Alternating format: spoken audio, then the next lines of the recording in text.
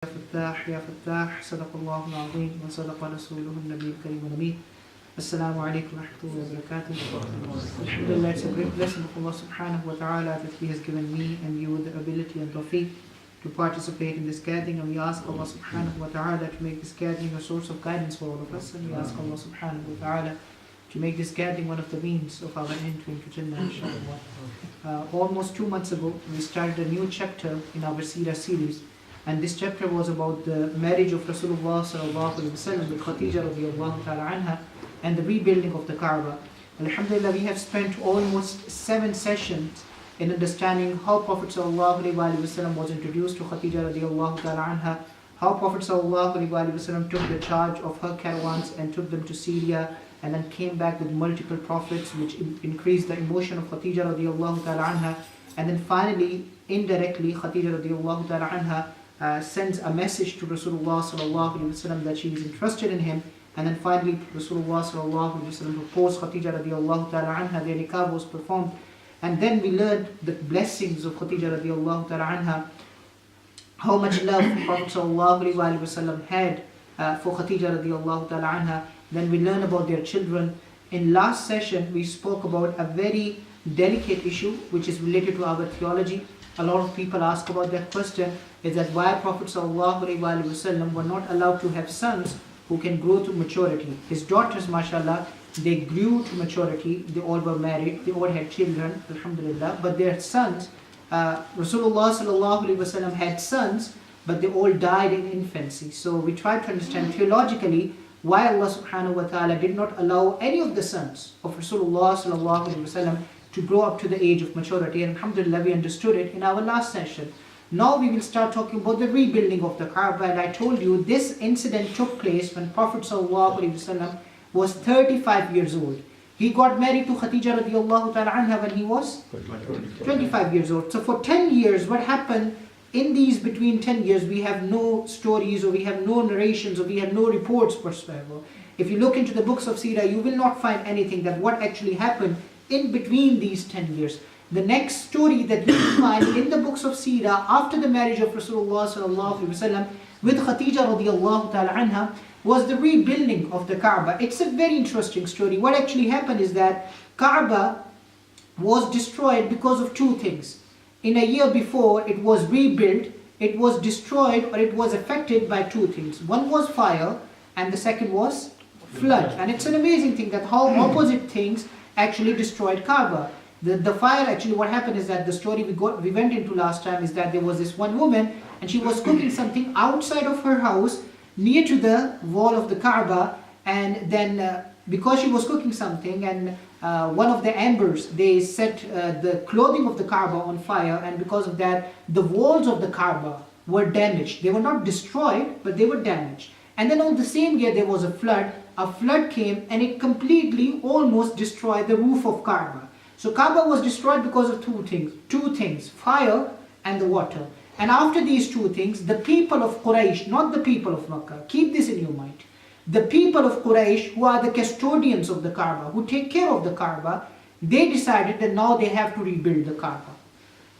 Now they have to rebuild the Kaaba. Now what actually happened, in the same year when Kaaba was destroyed, there was a news of a sale going on in the city of Jeddah. Now we call it the city of Jeddah. In the time of Rasulullah sallallahu alaihi wasallam, it was called Judah, not Jeddah. Jeddah is the modern name. In the time of Rasulullah sallallahu alaihi wasallam, it was called Judah. So when you go into the Seerah books and you read this name Judah, it means Jeddah. Don't worry about it. But it was called Judah.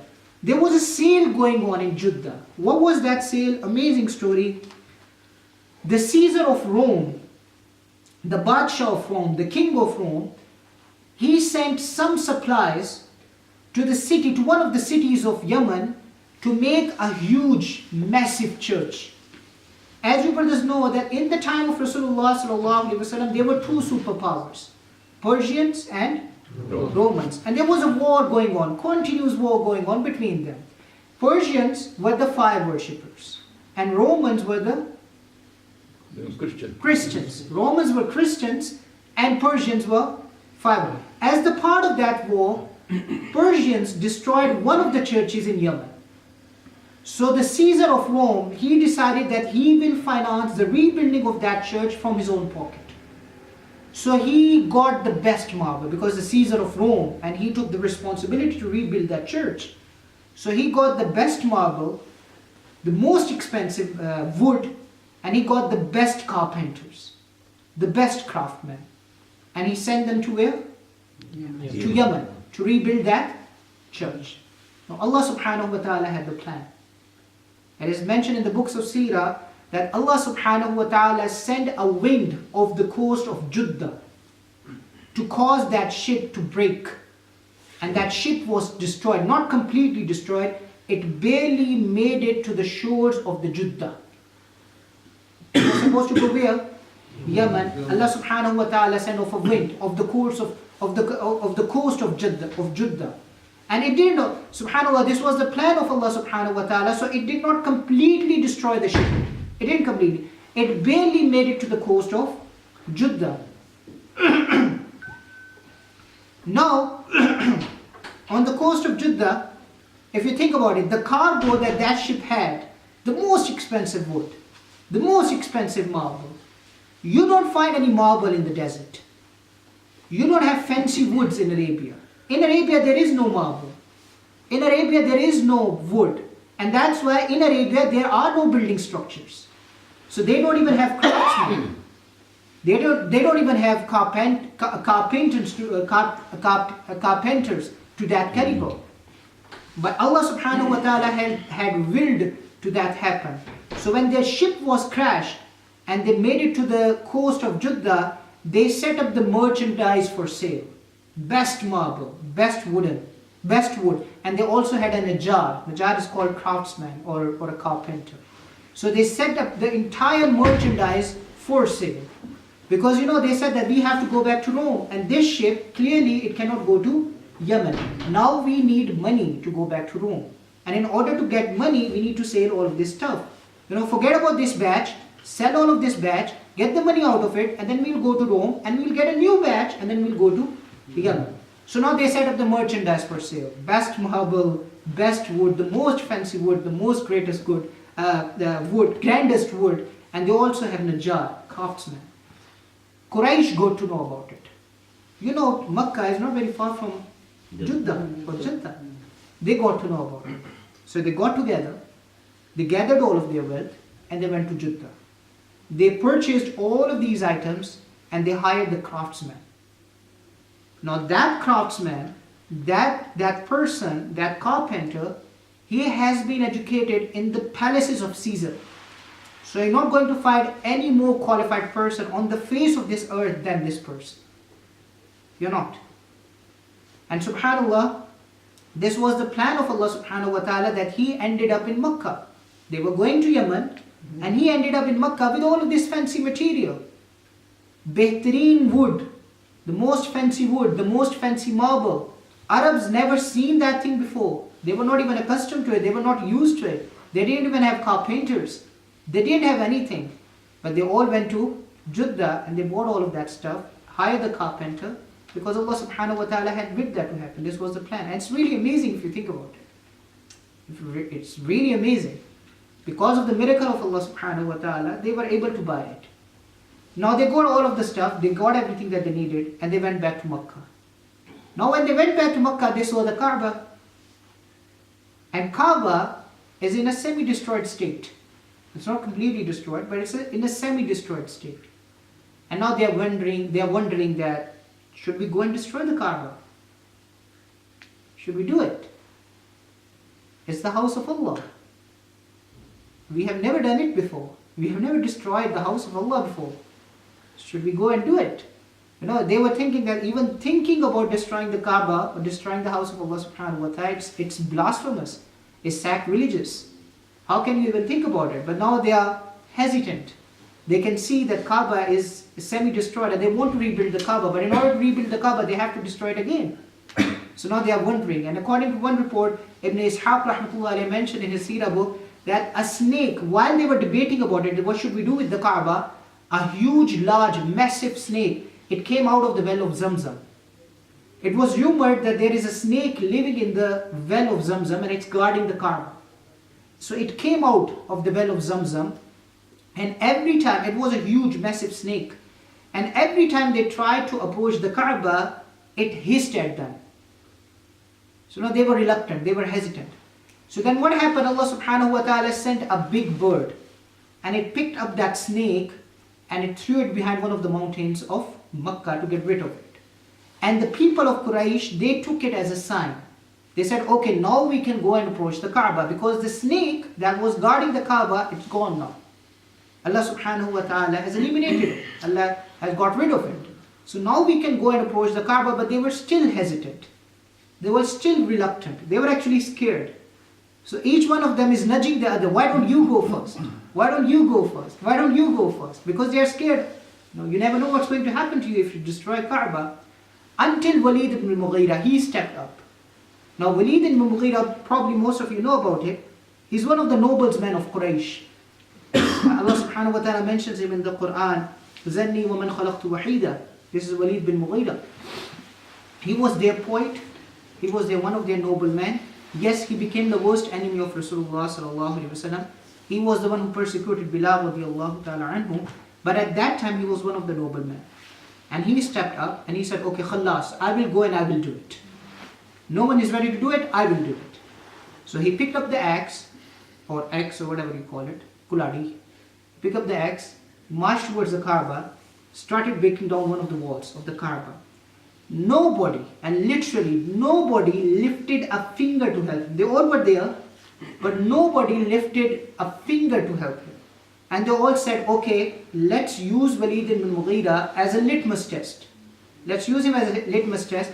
If he survives tonight, then tomorrow we will join him. If he survives tonight.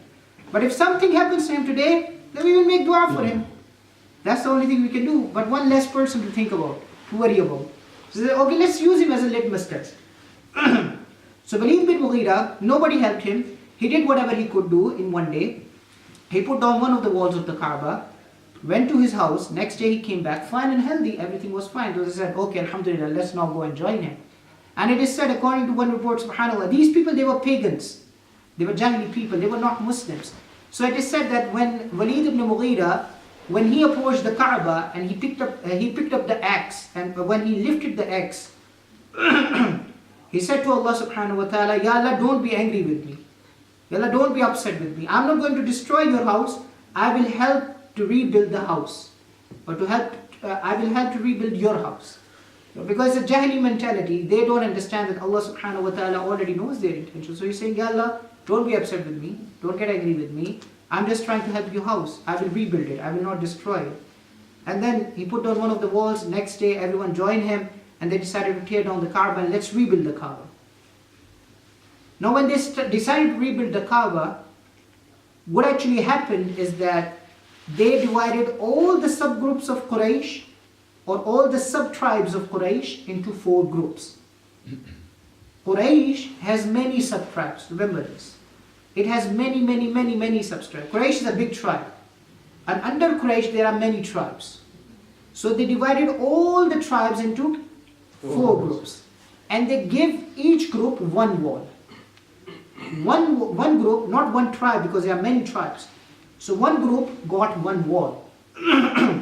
And these tribes were grouped on the basis of their lineage, that how close they are to each other. So the groups were made, each group got one wall, but Banu Abd Munaf, and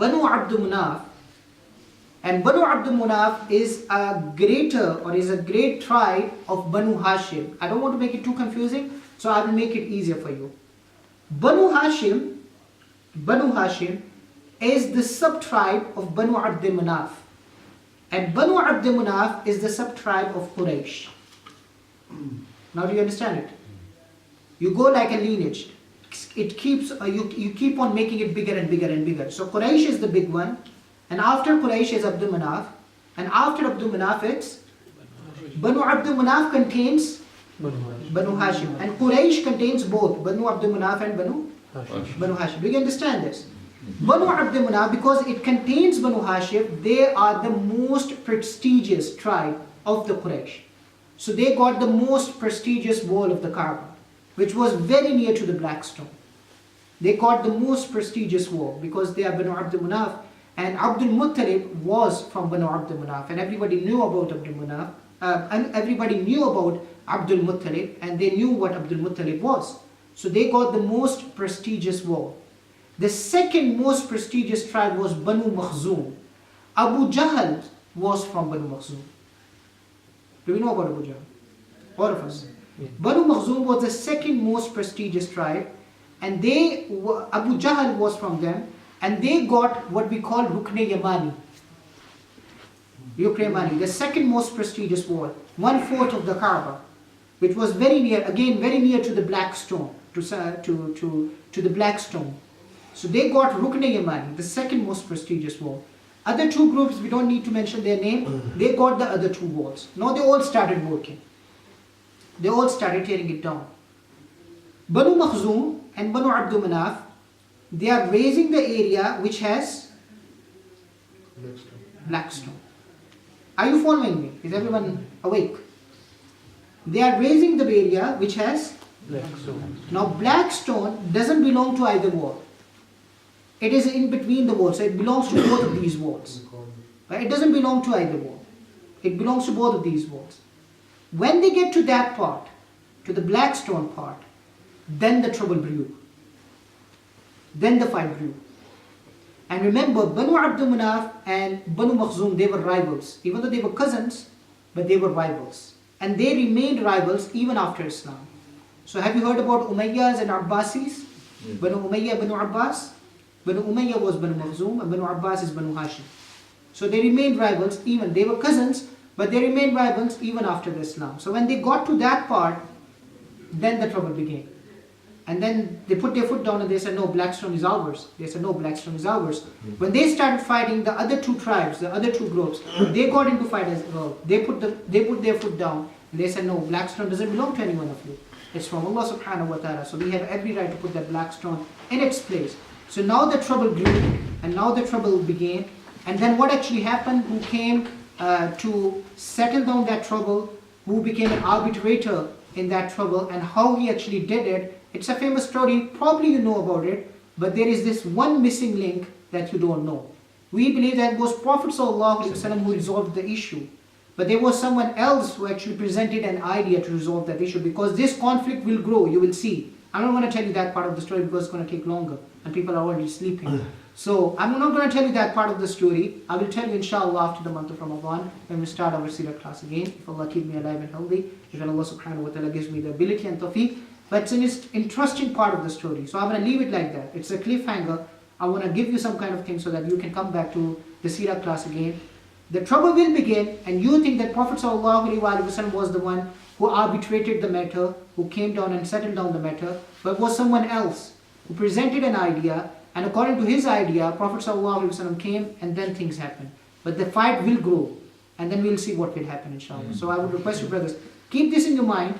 It's recorded, it will be on YouTube. Keep listening to these things if you have time. And inshallah, when you come back after the month of Ramadan, when I come back after the month of Ramadan, you come back after the month of Ramadan, it should remain fresh in our minds so that we can start our story again from here. So are we ready for this now, inshallah? Allah subhanahu wa ta'ala.